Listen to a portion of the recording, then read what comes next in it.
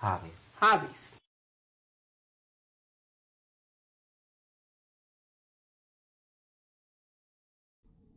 Hey guys, once again it's Twisty with another book review.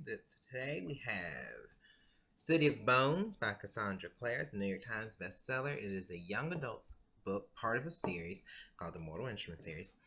And it's pretty interesting, I'd say. It's fantasy. So if you're big into young adult fantasy, definitely check it out.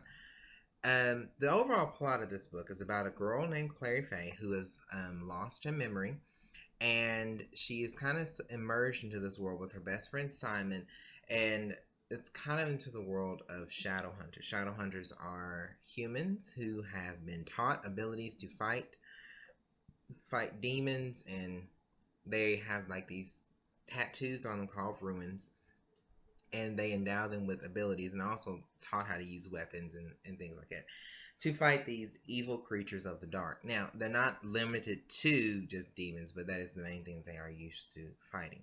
She is on this journey because her mother is missing, and her mother's suddenly come missing, and her mother somehow involved in this entire world. Also, so it's a mixture of trying to find her mother, plus trying to find what is this world involved, and then to find out that she's lost her memory, which meant that she was somehow part of this whole world altogether. So it's all of this combined, trying to figure out what does she do now that she knows she's a part of this. She's trying to find her mother. What the heck is going on? How much does she actually know? And what does it mean overall for the plot of the book?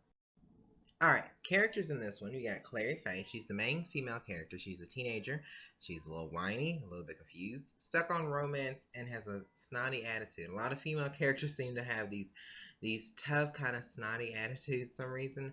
Think they know everything, kind of get involved in these situations that maybe they don't know what to do with. But in that same instance, she's pushing and trying to learn and trying to deal with these bad situations. There's Jace, who is part of the world of Shadow Hunters. He has a troubled past. He's tough. He's one of the toughest ones they have. He's full of scars plus ruins, and he's one of the main ones who stays with her the entire time, who she so kind of gets a crush on, which you was kind of already thinking that, right? Simon, her best friend, kind of nerdy, like she is. So interesting, keep it in mind. She makes Marvel jokes, so if you're a superhero, sorry. But if you're a person who likes Marvel, you'll probably catch some of the X-Men Magneto things like that, so yeah, it'll be fun for you. There's Alec, who surprised me, is an actual homosexual character.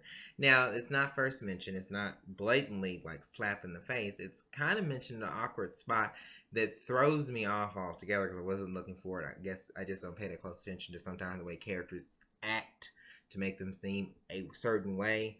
So I thought that was interesting. I don't know if this is new to young adult series. I haven't read many of them, but this is something that really shocked me because this is something that you don't always see in adult series. So something to keep in mind. There's Isabel, who's Alec's sister. She's kind of uppity, a little pretty, and she kind of has formed a thing with Simon. See how that goes, especially when Clary might like Simon. Were you expecting that one either? Or was it Simon who likes Clary? Come on, it's always the best friend who likes the girl, and she's totally unaware, right? Then there's Hodge, who's their teacher, and he pretty much is trapped there because of something bad that happened in the past. And I'll let you figure that one out. Then there's Valentine, who's the big bad, but of course, in a young adult series that has to do with fantasy, there has to be a big bad because you have the good ones, who's the Shadow Hunters and Clary, and then you have the big bad Valentine, who's trying to stop and ruin the whole world. The ending of the book is a little bit of a shock and a little bit disgusting. Just saying, just throwing it out there. I don't want to mess with anybody. I want you definitely to read it to find out what the ending is. But it's a little slap in the face when you, especially without the romance angle, is going in a certain way. She does eventually find her mother. So but I won't get into too much detail on that one either. But what's interesting is it's a huge cliffhanger that pushes you have to read City of Glass. I haven't got a chance to read it yet, but it's one of those things that this series builds on it. It's not one you can just read and let down. It literally continues the story. So you have to read the second book to find out what even is going to happen with this world. The overall theme of this one is definitely about memory loss and finding herself. Because she is lost in memory, she's trying to find herself and find out who she really is in this world and her place in it, especially when her past has been taken from her and she really doesn't know how she fits into this world because she doesn't have the memory to remember it. And there's things that she should know, especially when her mother was already involved in this world. So this whole theme about trying to find herself and trying to find out where she fits into this world is definitely the overall theme. Would definitely give this a 4 to 4.5 for me. It was actiony, adventure-y, it held my interest, although the romance kind of booted me off a little bit at times, but it still is enough to keep me reading, keep me going. Can't wait to the next book.